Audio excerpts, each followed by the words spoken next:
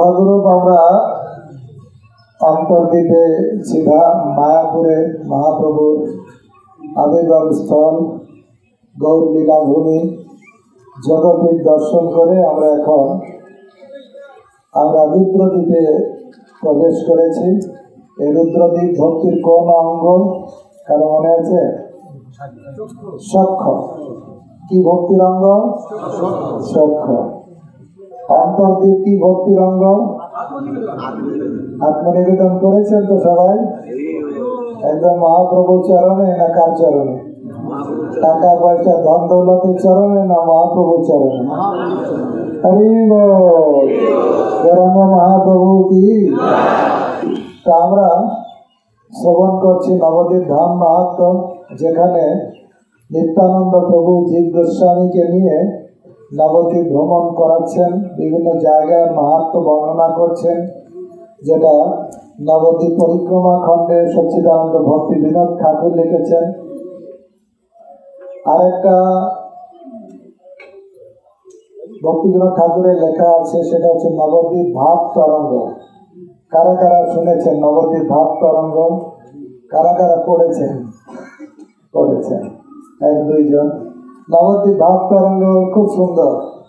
ভক্তি বিনোদ ঠাকুর নবদ্বীপের ভাবে বিভিন্ন জায়গায় ভ্রমণ করে করে সব দ্বীপগুলো পরিভ্রমণ করছেন, বিভিন্ন দ্বীপে ভগবানকে দর্শন করছেন, লীলা দেখছেন, সেই ভাবে উনি লিখেছেন। নাম কি? নবদ্বীপ ভাব তরঙ্গ। আমি কয়েকদিন আগে, অনেকে পড়ার সুযোগ হবে না বলে সবার হাতে তো মোবাইল আছে, সেই জন্য ইউটিউবে একটা আমি আবৃত্তি করে ওটা পাঠিয়েছি। যারা আপনারা শুনতে চান শুনতে পারবেন। যদি আপনাদের পড়তে কষ্ট হয়, আপনারা কোনো সময় কানে দিয়ে শুনতে পারবেন, ইউটিউবে আছে। ঠিক আছে? হরে কৃষ্ণ। আমরা এখন নবদ্বীপ পরিক্রমা খণ্ড, সচ্চিদানন্দ ভক্তি বিনোদ ঠাকুরের নবদ্বীপ পরিক্রমা খণ্ড আমরা পড়ব। বিশেষ করে 126 পৃষ্ঠা। আর যারা বই নেননি তারা আর পৃষ্ঠা খুঁজে পাবেন না, কিন্তু বই দেওয়ার জন্য আমাদের ভক্তরা রেডি হয়ে আছে। যারা নিতে চান, প্রভু আপনি একটু সরে বসলেন।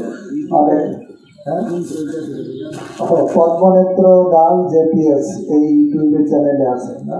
আছে তো বন্ধু? তা ওখানে পেয়ে যাবেন। ওটা আমি ভাবছিলাম যে নবদ্বীপ পরিক্রমার ভিতরে অনেকেরই এটা শ্রবণ করা, পাঠ করা দরকার, সেই জন্য আমি এটাই করেছি। তা নবদ্বীপে এই যে গ্রন্থর ভিতরে বিশেষ করে নবদ্বীপ শতকম খুব ভালো। সবটাই ভালো, কিন্তু আমরা যেটা বুঝতে পারবো, উপলব্ধি খুব ভালো।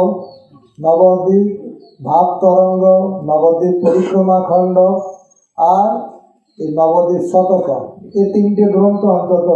এর ভিতরে অনেকগুলো গ্রন্থ একসঙ্গে করেছেন গৌরাঙ্গ প্রেম স্বামী মহারাজ। কিছু না পড়লে অন্তত এই তিনটে পড়বেন। কোনটা কোনটা? নবদ্বীপ শতকম প্রথমেই পাবেন, আর নবদ্বীপ পরিক্রমা খণ্ড মাঝখানে আছে, তারপরেই আছে নবদ্বীপ ভাব তরঙ্গ। এই তিনটে গ্রন্থ এটা খুব পড়া দরকার, এবং সেটা উপলব্ধিতে ভালো লাগবে। তা আমরা নবদ্বীপ পরিক্রমা খণ্ডের 126 পৃষ্ঠায়, নবদ্বীপ মাহাত্ম্য গ্রন্থ 126 পৃষ্ঠায় মাঝখান থেকে নিত্যানন্দ প্রভু পরিক্রমা করাচ্ছেন। কাকে? জীব গোস্বামীকে।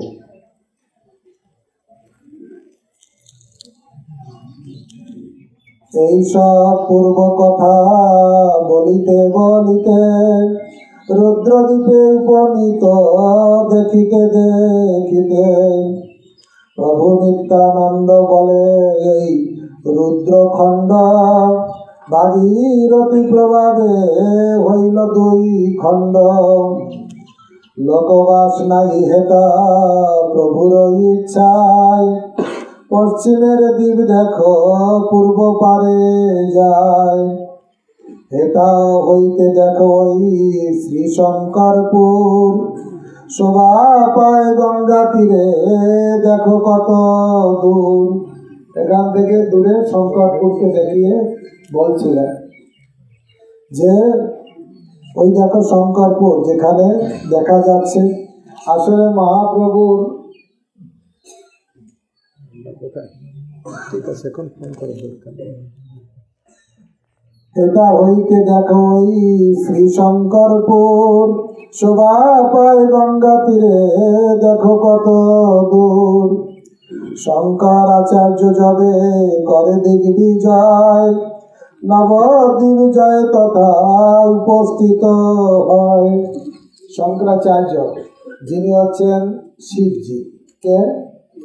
শিবজি। কিন্তু মায়াবাদ প্রচার করার জন্য ভগবানের ইচ্ছা ক্রমে তিনি শঙ্করাচার্য রূপে আবির্ভূত হয়েছেন।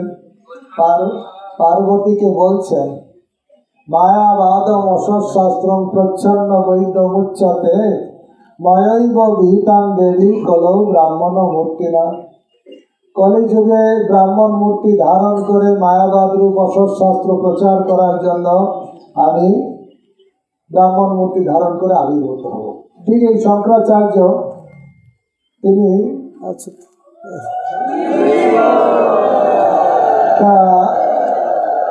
এই শঙ্করাচার্য তিনি এই রুদ্রদ্বীপে এসেছিলেন, যেখানে রুদ্রগণ গৌরাঙ্গের গুণগান করেন। এই দ্বীপে শঙ্করাচার্য যখন এসেছিলেন কি ঘটনা হয়েছিল শুনুন।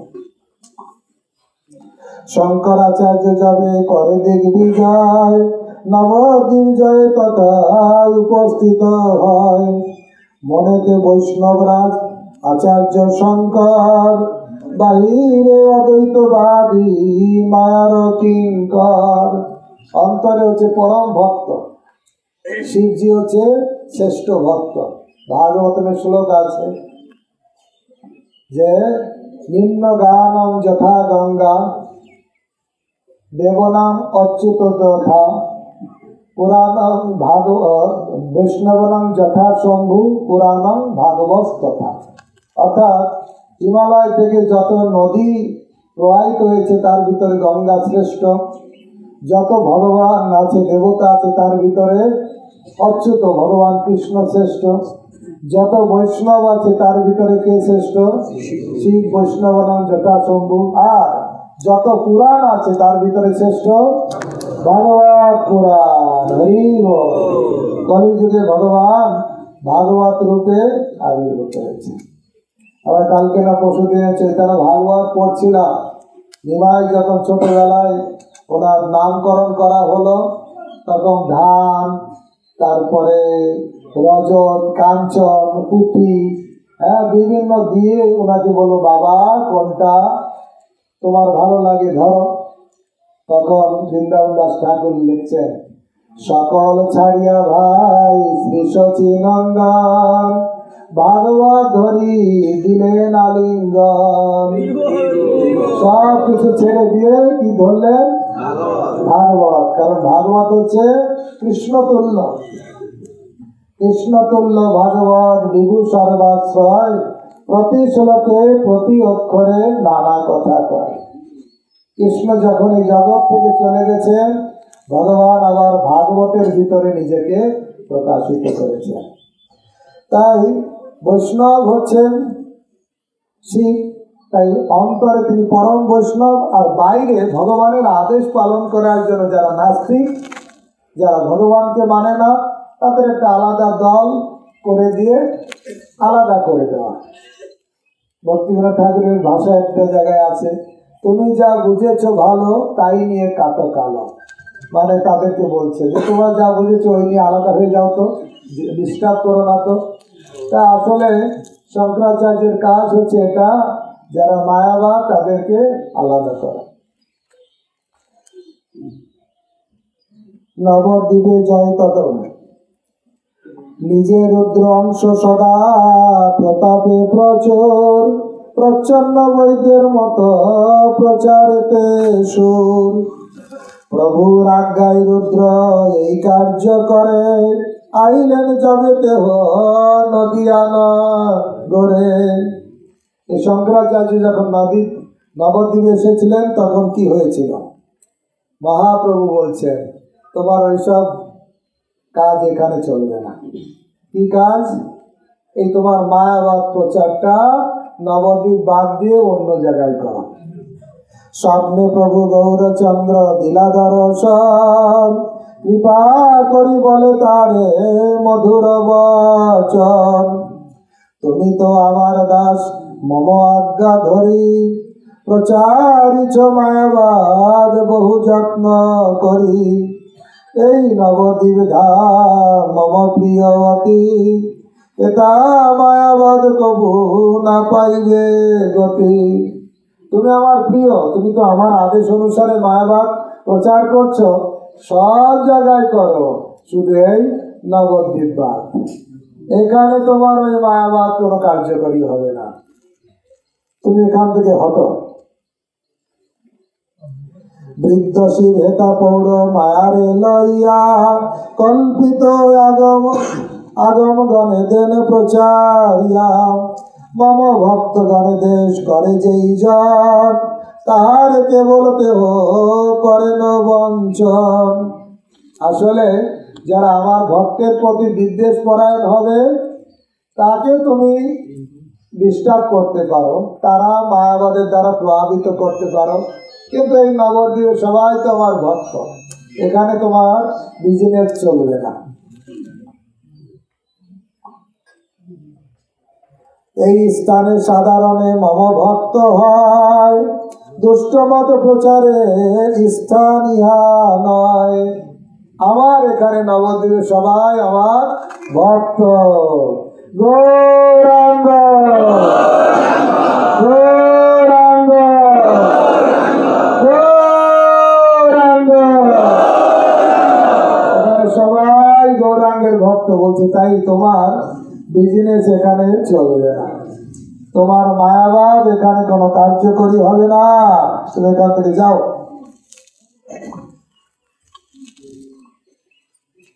অতএব তুমি করো অন্যত্র গমন, নবদ্বীপবাসী গণে না করো পীড়ন।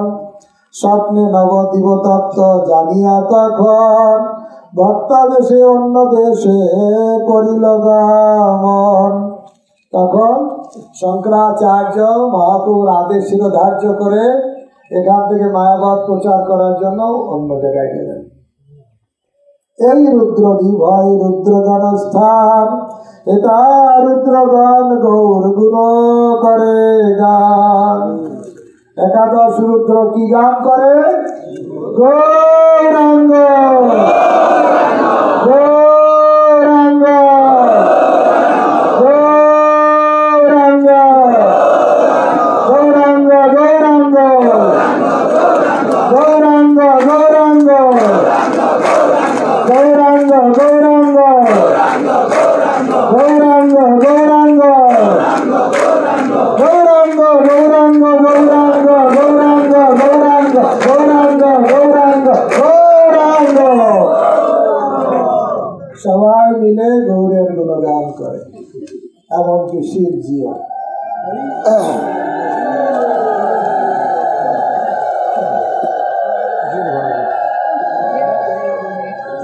নীলবাহিত রুদ্রগান অধিপতি, মহানন্দ নিত্য হেতা করে নীতি নীতি। রুদ্র নৃত্য দেখি আকাশেতে দেবগান, আকাশেতে করে সবে পুষ্প বরিশন। এখানে একাদশ রুদ্র গৌরাঙ্গ গৌরাঙ্গ বলে নৃত্য করেন, আর উপর থেকে ইন্দ্র বরুণ চন্দ্র সবাই পুষ্প বৃষ্টি করছে। হরি বল। আপনারা গুণগান করছেন গৌরাঙ্গে, আর দেবতারাও আনন্দে পুষ্প বৃষ্টি করছে। হরি বল হরি বল হরি বল। দেবতাদেরও খুব আনন্দ হচ্ছে। কদাচিৎ, আর এখানে আরেকটা ঘটনা হয়েছে বিষ্ণুর স্বামী। কদাচিৎ বিষ্ণু স্বামী আসি দিগ্বিজয়ে, রুদ্রদ্বীপে রহে রাত্রে শিষ্যগণ লয়ে। হরি হরি বলে নৃত্য করে শিষ্যগণ, বিষ্ণু স্বামী শ্রুতি স্তুতি করেন পঠন। ভক্তি আলোচনা দেখি হয়ে হরষিত, কৃপা করে দেখা দিল শ্রী নীল লোহিত। এই বিষ্ণু স্বামী আমাদের চারজন আচার্য, তার ভিতরে একজন হচ্ছেন বিষ্ণু স্বামী। তিনি ভক্তি তত্ত্ব আলোচনা করেন, স্তব স্তুতি করেন। এই নবদ্বীপে যখন এসেছিলেন হঠাৎ শিবজি এসে দর্শন দিলেন। হরি বল। কারা কারা শিবজির দর্শন পেতে চায়? কারা কারা পেতে চায়? হরি বল। কি চাইবেন শিবজির কাছে? গৌরাঙ্গ ভক্তি চাইবে। সবাই বলো, ওহে ক্ষেত্রপাল শিব তুমি দয়াময়, কৃষ্ণ ভক্তি দেহ মরে হইয়া সদা।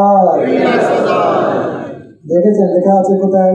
কে বলতে পারে কোথায়?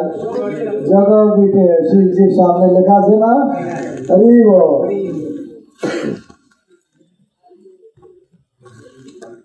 আমি যদি সুযোগ হয়, যদি সময় হয়, পারমিট হয়, আমি শিবজি নিয়ে একটা কবিতা লিখেছি, যদি আপনারা শুনতে চান একটু লাস্টে শোনাবো। শিব চতুর্দশী গিয়েছিল কয়েকদিন আগে, সেই দিন একটু মনে পড়েছিল, একটু লিখেছিলাম। তা রুদ্রদ্বীপে রহেরাত কৃপা করে দেখা দিলেন লীল রহিত। লীল রহিত শিবজি দেখা দিলেন।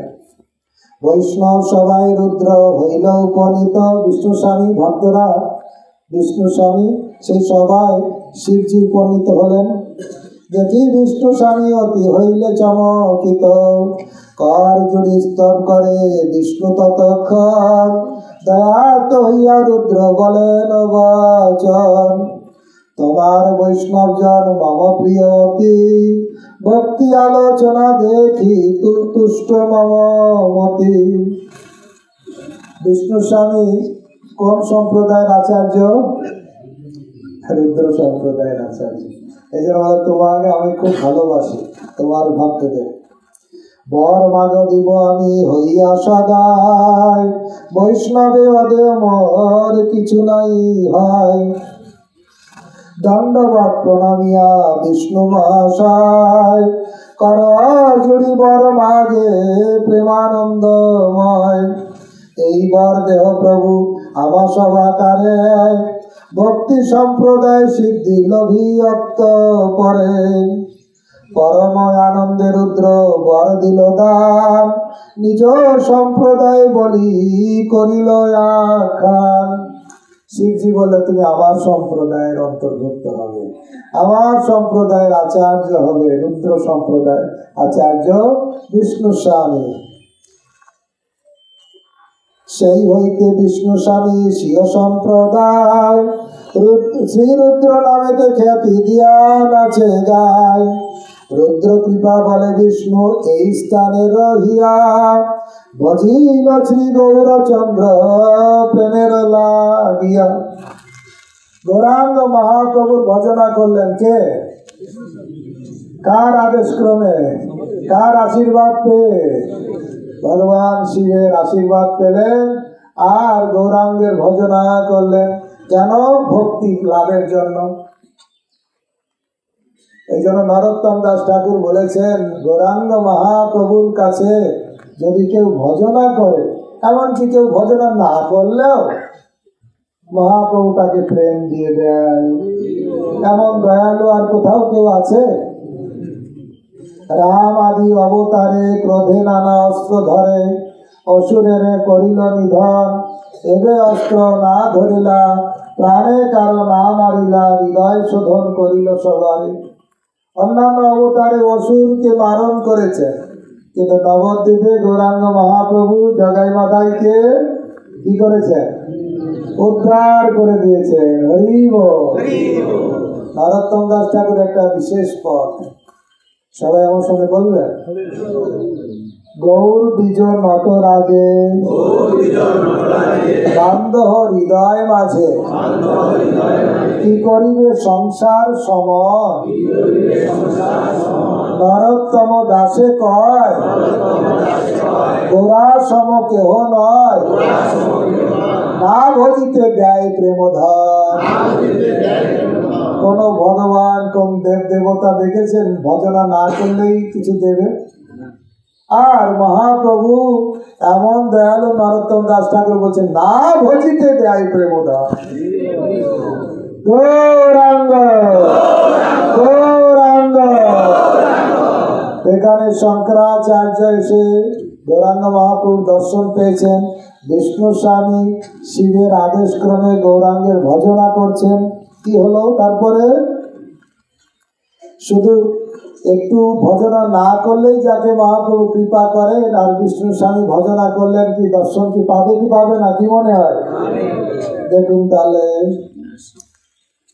রুদ্র কৃপা বলে বিষ্ণু স্থানে রহিয়া, ভজিল শ্রী গৌরচন্দ্র প্রেমের লাগিয়া। স্বপ্নে আসি শ্রী গৌরাঙ্গ বিষ্ণুরে বলিল, মম ভক্ত রুদ্র কৃপা তোমারে হইল। স্বপ্নে এসে গৌরাঙ্গ মহাপ্রভু দর্শন দিলেন। হরি বল। আমার প্রিয় ভক্ত শিবজি তোমাকে কৃপা করেছে, আর তুমি তো আমার দর্শন পাবেই পাবে। শিবজি গৌর কথা শোনার জন্য আপনারা যাবেন যখন নৈমিষারণ্যে, দেখবেন গৌর কথা শোনার জন্য বিশ্বটাকে রেখে দিয়ে হংস পিঠে চড়ে তাড়াতাড়ি চলে এসছে। কত বড় ভক্ত শিবজি। ধন্য তুমি নবদ্বীপে পাইলে ভক্তি ধন, শুদ্ধাদ্বৈত মত প্রচার হয় এই ক্ষণ। কতদিনে হবে মর প্রকট সময়, শ্রী বল্লভ ভট্ট রূপে হইবে উদয়। তুমি আসবে, আমি যখন নবদ্বীপে আবির্ভূত হব তখন তুমিও আসবে, তোমার নাম হবে বল্লভ ভট্ট। হরি বল। শ্রীক্ষেত্রে আমারে তুমি করি দর্শনে, সম্প্রদায় সিদ্ধি পাবে গিয়া মহাবনে। ওহে জীব শ্রী বল্লভ গোকুলে এখন, তুমি তথা গেলে পাবে তার দর্শন। এত বলি নিত্যানন্দ দক্ষিণাভিমুখে, পার গঙ্গা পুলিনে চলিল সুখে সুখে। এভাবে জীব গোস্বামীকে রুদ্রদ্বীপের কথা বলে বলে তিনি আবার রওনা দিলেন। হরে কৃষ্ণ। আমরা রওনা দেব না এই কি বলে ঘাটের নাম, হৃদয়া ঘাটের কথা শুনবো সেই কথা বলি, তারপরে একটু শিবের কবিতাটা করবো পরে। এই হৃদয়ার ঘাট কেন হয়েছে? আজ থেকে মহাপ্রভু প্রায় 500 বছর আগে এসেছিলেন, আর এই নবদ্বীপে এসে 24 বছর তিনি গৃহস্থ লীলা করলেন। 24 বছর শেষে যেই মাঘ মাস, তার শুক্লা পক্ষে প্রভু করিলা সন্ন্যাস।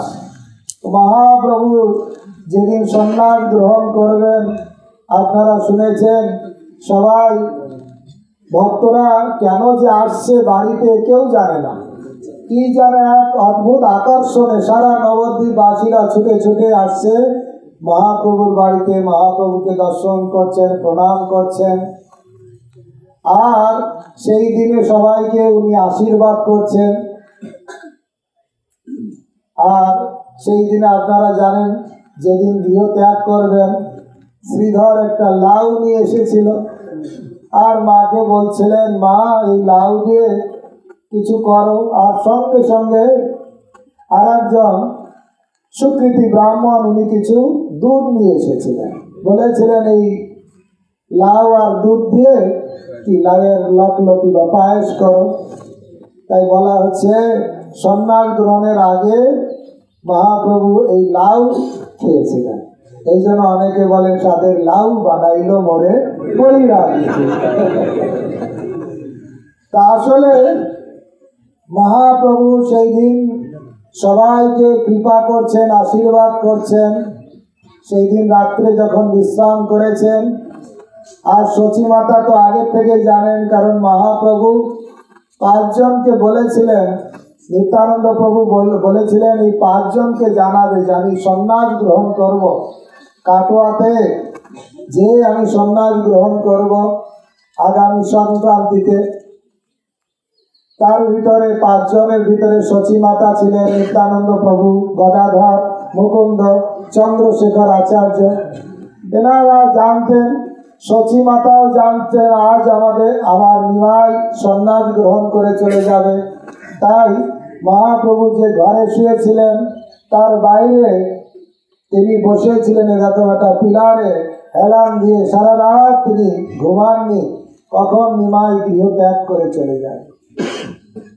গভীর রাত্রে নিমাই যখন সন্ন্যাস গ্রহণ করার জন্য উঠেছেন, গদাধর সঙ্গে শুয়েছিলেন। গদাধর বললেন, প্রভু আমি যাব। না, আমি একা যাব। মহাপ্রভু একা একা ঘর থেকে বের হলেন। সচী মাতা দেখছেন যে আমার নিমাই ঘর থেকে বের হয়েছে, বুঝতে পারলেন এখনই নিমাই চলে যাবে। কিন্তু একটা বাংলায় কথা আছে না, অল্প শোকে কাতর, অধিক শোকে পাথর। সচী মাতা এমন বিরহ আছে যে উনি পাথরের মতন কিছু বলছে না, শুধু তাকিয়ে আছে। আর গৌরাঙ্গ মহাপ্রভু আসলেন, প্রদক্ষিণ করলেন, প্রণাম করলেন, তারপরে আস্তে আস্তে রওনা দিলেন। রওনা দিয়ে দিয়ে জন্মস্থান থেকে এসে এসে এই রাস্তা দিয়ে এই ঘাট, গঙ্গার ঘাট পার হয়ে ওপারে কাটুয়ায় গিয়েছিলেন। আর সেই জন্য সচী মাতা ক্রন্দন করতে করতে এই নবদ্বীপবাসী, এই মায়াপুর বাসীকে জিজ্ঞাসা করেছিলেন, কোন দিকে, কোথায় গেছে আমার নিমাই, কোথায় নিমাই, এই বলছেন, আর কেউ কোনো উত্তর দিচ্ছে না। আর তখন সচী মাতা বললেন, এদের কারও কোনো দয়া নেই, সবাই নির্দয় হয়ে গেছে।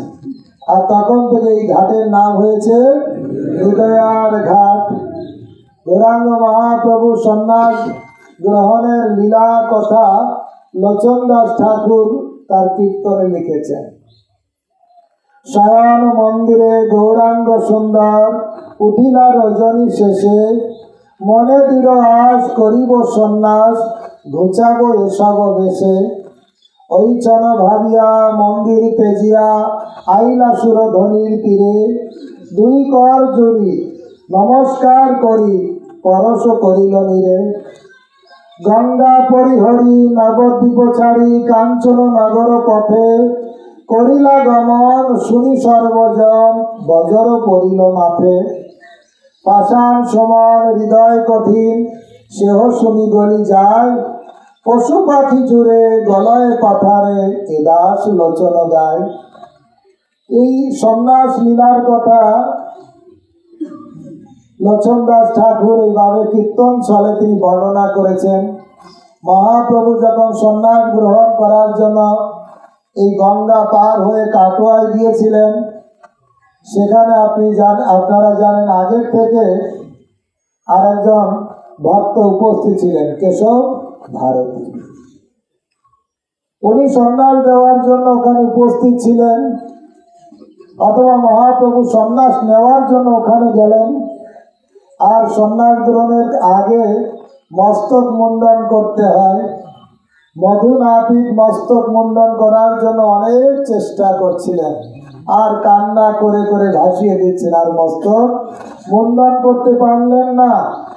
লাস্টে প্রায় বিকাল সন্ধ্যা হয়ে যায়, তখন অতি কষ্টে সবার খুব অনুরোধে উনি মস্তক মুন্ডন করলেন মহাপ্রভু, আর প্রতিজ্ঞা করলেন, জীবনে আর আমি কখনো কারো মস্তক মুন্ডন করব না। এত সুন্দর চাচর চিকুন কেশ, এত সুন্দর চুল, তাকে আমাকে কাটতে হলো। আর সেই জন্য আসলে এই সন্ন্যাস বেশ ভক্তরা চায় না। নবদ্বীপ ভাব তরঙ্গে আমি একটা জায়গায় দেখছিলাম, মহাপ্রভু সন্ন্যাস গ্রহণ করে যখন এই বাংলায় আবার এসেছিলেন, শান্তিপুর থেকে তিনি চলে গেলেন বিদ্যানগরে। বিদ্যানগর থেকে তিনি আবার কুলিয়ে আসলেন। তো সেই সব ভক্তি বিনোদ ঠাকুর নবদ্বীপ ভাব তরঙ্গে ভাবে কিন্তু কীর্তন করতে করতে তিনি যখন এই কুলদ্বীপে যাচ্ছেন, আর বলছেন এখানে মহাপ্রভু সন্ন্যাস গ্রহণ করে এসেছিলেন, বলছে আমার এই রূপ ভালো লাগে না, আমার মন চায় মহাপ্রভু সেই চাচর চিকন কেশ সেই সচী মাতার ঘরে তিনি যে রূপে ছিলেন সেই রূপ আমার বড় ভালো লাগে। এই জন্য দেখবেন কোথাও গৌরমিতার বিগ্রহ আছে, মস্তক মুন্ডন করা বিগ্রহ কেউ রাখে? ওই ভক্তরা ওটা পছন্দ করে না। মহাপ্রভু তো জীবের উদ্ধার করার জন্য তিনি সন্ন্যাস গ্রহণ করেছেন। আসলে জগদানন্দ পণ্ডিত ঝগড়া করতেন, কি দরকার তোমার এই সন্ন্যাস গ্রহণ করা? তুমি কি আমি জানি না? তুমি হচ্ছে স্বয়ং কৃষ্ণ, তুমি সর্বকারণের কারণ, তোমার সন্ন্যাস গ্রহণ করা, এই মাটিতে শয়ন করা, এটা জগদানন্দ পছন্দ করতেন না। সুগন্ধি তেল নিয়ে গেছে তার মাথায় লাগানোর জন্য, মহাপ্রভু লাগালেন না বলে রাগে কলসিটা মহাপ্রভুর সামনে ফেলে দিলেন। এরকম আসলে ভক্তদের ইচ্ছা মহাপ্রভুর সেই রূপ দেখা। কোন রূপ? নবদ্বীপে সচী মাতার ঘরে বিষ্ণু প্রিয়ার সঙ্গে লক্ষ্মী প্রিয়ার সঙ্গে যে রূপ, সেই রূপ ভক্তরা দেখতে চায়। তা অনেক কষ্টে মধুনাথী এই সুন্দর চাচর চিকুন কেশ কাটলেন। তারপরে কেশব ভারতী যখন সন্ন্যাস দিতে যাবে, ভাবছেন কি নাম দেব, কি নাম দেব। তখন হঠাৎ শুদ্ধা সরস্বতী ওনার জিহ্বায় আবির্ভূত হল। তিনি সবাইকে চৈতন্য দিয়ে, এটা কৃষ্ণকে দিয়ে সবাইকে চৈতন্যের উদয় করাবে। সেই জন্য এটার নাম হওয়া উচিত শ্রীকৃষ্ণ চৈতন্য। কি নাম হওয়া উচিত? শ্রীকৃষ্ণ চৈতন্য। কি নাম? এটা হচ্ছে মহাপ্রভুর সন্ন্যাস নাম। এই নামই যখন কেশব ভারতী বলেছেন, শ্রীনিবাস আচার্যের পিতার নাম আগের নাম ছিল, কারো মনে আছে? পরবর্তী নাম হয়েছে চৈতন্য দাস। তা উনি এই শ্রীকৃষ্ণ চৈতন্য নাম যখনই শুনেছিলেন তখনই পাগলের মতন শুধু বলছিলেন শ্রীকৃষ্ণ চৈতন্য, শ্রীকৃষ্ণ চৈতন্য, শ্রীকৃষ্ণ চৈতন্য। এই বলতে বলতে তিনি পাগলের মতন হয়ে গেছিলেন। পরবর্তীকালে ওনার নাম হয় চৈতন্য দাস। মহাপ্রভু সন্ন্যাস গ্রহণ করেছেন কার কাছ থেকে? কেশব ভারতীর কাছ থেকে। কেশব ভারতী মহাপ্রভুর কে? সন্ন্যাস গুরু। কিন্তু আমরা বলছি কিন্তু এইভাবে একদিন মহাপ্রভু যখন সন্ন্যাস গ্রহণ করে তিনি এসেছিলেন, এসে আপনারা জানেন বাংলা হয়ে বৃন্দাবনে যাচ্ছিলেন কারণ নাটশালা থেকে, ওখান থেকে আবার উনি ফিরে আসলেন শান্তিপুরে। কিন্তু ফিরে আসার আগের কি ঘটনা, শান্তিপুরে অদ্বৈত আচার্য আছেন আর ওনার ছোট পুত্র, 5 বছরের পুত্র, কি নাম? অচ্যুতানন্দ। অচ্যুতানন্দ দিগম্বর বেশ, ধূলি ধূসরিত দেহ, খেলাধুলা করছে। আর অদ্বৈত আচার্যের গৃহে একজন সন্ন্যাসী এসেছে, জিজ্ঞাসা করছে অদ্বৈত আচার্যকে, এই কেশব ভারতী মহাপ্রভুর কি হয়?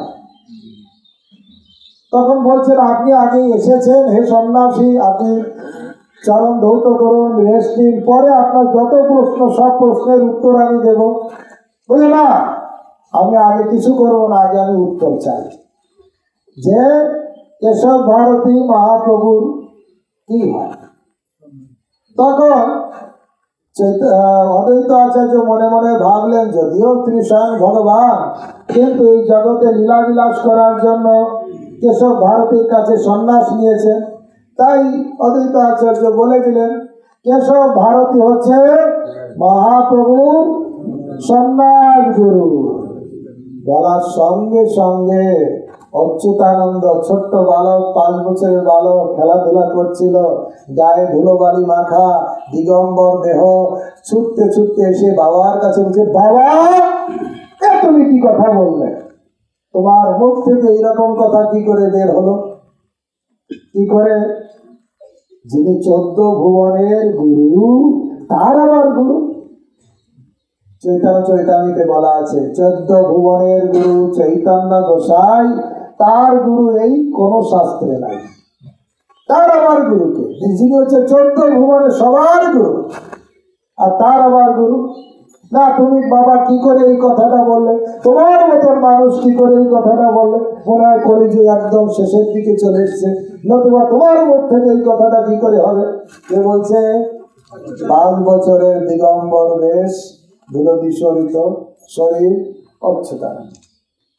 আর তখন অদ্বৈত আচার্য কোলে তুলে নিয়ে তার মাথা চুম্বন করছেন। আরে বাবা, তুই ঠিক বলেছিস, আমি ভুল বলেছি, তুই ঠিক, এত সুন্দর কথা তুই বললি। আর ঠিক সেই সময় মহাপ্রভু হরিবল হরিবল বলতে বলতে শান্তিপুরে প্রবেশ করছে। ভক্তগণ, মহাপ্রভু যেদিন সন্ন্যাস গ্রহণ করলেন কাটোয়াতে, আর সেই দিন সঙ্গে ছিলেন চন্দ্রশেখর আচার্য। উনি সমস্ত সন্ন্যাসের সমস্ত কাজ একজনকে করতে হয়, তাই উনি করলেন, চন্দ্রশেখর আচার্য। তাই চন্দ্রশেখর আচার্য মহাপ্রভু তো কাটোয়াতে সন্ন্যাস নিয়েছেন, আর নিত্যানন্দ প্রভু ওনাকে কি করলেন, ভুলিয়ে ভালিয়ে বৃন্দাবন বলে রাঢ় দেশে ভ্রমণ করালেন। আর চন্দ্রশেখর আচার্য এসেছেন নবদ্বীপে। প্রসাদ নয়, এইখানে তো তা চৈতন্য মহাপ্রভু সন্ন্যাস গ্রহণ করেছেন। আর পরের দিন সকালে সচী মাতা, উনি তো নিমাই চলে গেছে, সচী মাতা কান্না করে করে একদম চুপচাপ হয়ে বসে আছে। আর নবদ্বীপবাসীরা প্রতিদিনের মতন মহাপ্রভুর কাছে বাড়িতে আসতেন, এসে প্রণাম করতেন, আশীর্বাদ নিয়ে যে যার কাজে তারপরে বেরোতো। সকালে আসার সবারই একটা টার্গেট, মহাপ্রভুর ঘরে আসবেন, ওনাকে দর্শন করবেন, প্রণাম করবেন, চলে যাবেন। কিন্তু এই দিন নিমাই ঘরে নেই, সচী মাতা বাইরেই বসে আছেন। এক এক করে সবাই আসছে, জিজ্ঞাসা করছে কোথায় কোথায় নিমাই। বলছেন, হে বৈষ্ণবগণ, বিষ্ণুর যত সম্পত্তি সব তো বৈষ্ণবের, এই ঘরের যা কিছু আছে সব আপনাদের, সব নিয়ে যা। আবার নিমাই ঘর ছেড়ে চলে গেছে, তিনি সন্ন্যাস গ্রহণ করেছেন। সমস্ত নবদ্বীপবাসীরা কান্না করতে লাগলেন, সেই গৌরাঙ্গকে আর দর্শন পাবো না, সেই রূপ আর দেখতে পাবো না, সেই চাচর চিকন কেশ, সেই আজানুলম্বিত ভুজ, সেই কনক দেহ আর কি আমরা দর্শন পাবো না, আমরা কি তার সঙ্গে আর সংকীর্তন করতে পারবো না। এই বিরহে সবাই কান্না করছে। আমাদের একজন আচার্য গাইছেন, গৌর বিহনে নাবাছি পরাণে, গৌর করেছি সার, গৌর বলিয়া যাও গো জীবন, কিছু না চাহিব আর। গৌর বিহনে নাবাছি পরাণে, এইভাবে গৌরের বিরহে সবাই কান্না করছেন। আর ওই দিন কি হয়েছে, অন্যান্য দিন যারা যারা আসতো তারা তো এসেছেন, সারা নবদ্বীপ ভেঙে সবাই আসছে, শুনেছে মহাপ্রভু সন্ন্যাস নিয়েছেন, সবাই বাড়িতে আসছে আর সেই বিরহে কান্না করছে। এদিকে সেই সময় অদ্বৈত আচার্য এসেছেন। অদ্বৈত আচার্য যখন এসেছেন, দেখছেন কান্না করছেন, জিজ্ঞাসা করলেন কি হয়েছে ভক্তগণ, কি হয়েছে? বলছে, মহাপ্রভু আমাদের ছেড়ে সন্ন্যাস নিয়ে চলে গেছেন। এবার অদ্বৈত আচার্য কান্না করছেন, আর বিরহ উনি এত কাতর হয়েছে, বলছেন, হে ভক্তগণ, আমি আজ এখনই আমি গঙ্গায় ঝাঁপ দিয়ে দেহ ত্যাগ করব। যেমন ব্রজের গোপীরা, তাদের কাছে জীবন ধারণ করা কত কষ্টকর ছিল। কাহারে কহিব কথা, কেবা জানে মোর দুঃখ, ব্রজেন্দ্র নন্দন বিনে ফাটে মোর বুক। তাকে আমি কথা বলবো, কে আমার দুঃখের কথা জানে, ব্রজেন্দ্র নন্দন বিনে ফাটে মোর বুক। চৈতন্য চৈতন্যের গোপীরা এরকম বলছেন। ভক্তগণ, অদ্বৈত আচার্য বলছেন, আমি আর এক মুহূর্ত সহ্য করতে পারছি না, গৌরাঙ্গকে না দেখে আমি আর থাকতে পারছি না, আমি আর জীবন ধারণ করতে পারছি না, আমি এখনই গঙ্গায় ঝাঁপ দেব। ভক্তগণ, তখন অদ্বৈত আচার্য বললেন, আমি জানি তোমরা এত ভক্ত, আমাকে হয়তো আটকাবে, আমাকে হয়তো যেতে দেবে না, কিন্তু তোমরা যদি এখন না যেতেও যাও, কিন্তু রাত্রে আমাকে কেউ আটকাতে পারবে না, সবার অলক্ষ্যে আমি অবশ্যই প্রাণ ত্যাগ করব। তখন সমস্ত ভক্তরা কি উত্তর দিলেন জানেন? নবদ্বীপবাসী ভক্তরা বললেন, হে প্রভু, আমরা কেউ আপনাকে আটকাবো না, বরঞ্চ আমরা সবাই আপনার সঙ্গে গঙ্গায় ঝাঁপ দিয়ে দেহ ত্যাগ করবো। সবাই, এটা লোক দেখানো কথা না, তাদের ভাব হচ্ছে তারা ছুটে যাচ্ছে সবাই অদ্বৈত আচার্যের সামনে, সবাই আত্মহত্যা করতে যাচ্ছে। বৃন্দাবন দাস ঠাকুর লিখছেন বা শাস্ত্রে বর্ণনা করা আছে, ভক্ত সবাই শান্ত, যারা অশান্ত কারা? ভক্তি মূর্তি সিদ্ধিকামী সকলই অশান্ত, কৃষ্ণ ভক্ত নিষ্কাম, অতএব শান্ত। বৃন্দাবন দাস ঠাকুর এখানে লিখছেন, শান্ত যে ভক্ত সেও গৌরের বিরহে অশান্ত হয়ে গেছে। হরি বল। সবাই ছুটেছে গঙ্গায় ঝাঁপ দেবে অদ্বৈত আচার্য সামনে। সমস্ত নবদ্বীপবাসীরা প্রাণের মায়া সব ত্যাগ করে দিয়েছে, গৌর বিরহে না বাঁচি পড়া, সবাই গঙ্গায় ঝাঁপ দিতে যাচ্ছে। আর ঠিক সেই সময় একটা আকাশবাণী হলো, হে নবদ্বীপবাসী ভক্তগণ, হে অদ্বৈত আচার্য, আপনারা কেউ অস্থির হবেন না, আপনারা অল্প সময়ের ভিতরে গৌরাঙ্গকে আবার আপনাদের সঙ্গে পাবে।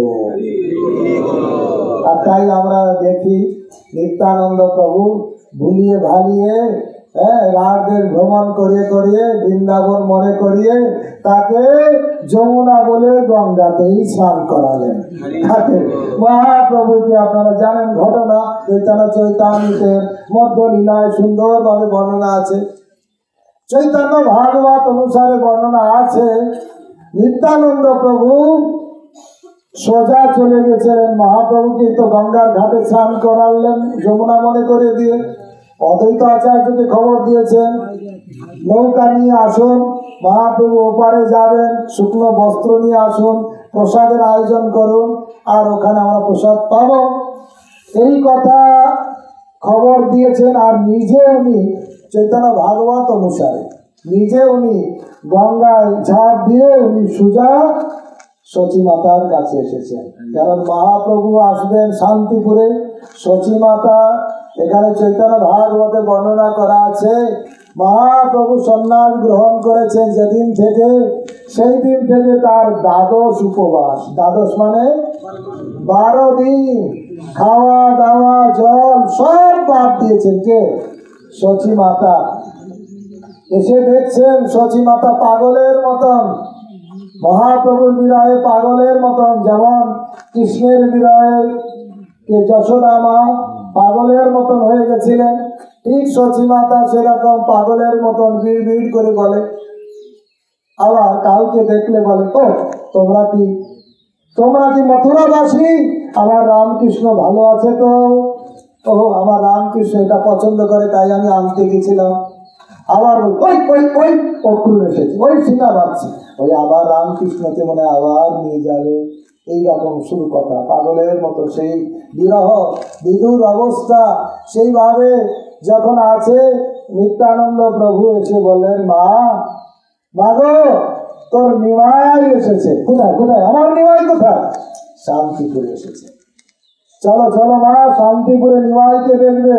তার আগে উনি জানেন তো 12 দিন উপবাস করে আছেন, এমনি বললে প্রসাদ পাবে না। তাই নিত্যানন্দ প্রভু বললেন, মা আমার খুব ক্ষুধা লেগেছে, আমি একটু প্রসাদ পাবো। জানে আমার জন্য রান্না করলে বা সচী মাতাকেও আমি খাওয়াতে পারবো। তাই 12 দিন উপবাসের পরে সচী মাতা রান্না করলেন, নিত্যানন্দ প্রভু প্রসাদ পেলেন, সচী মাতা প্রসাদ পেলেন। তারপরে সচী মাতাকে নিয়ে শান্তিপুরে রওনা দিলেন। সেখানে আপনারা জানেন মহামিলন হলো, সব ভক্তরা দলকে সেখানে সংকীর্তন করলেন।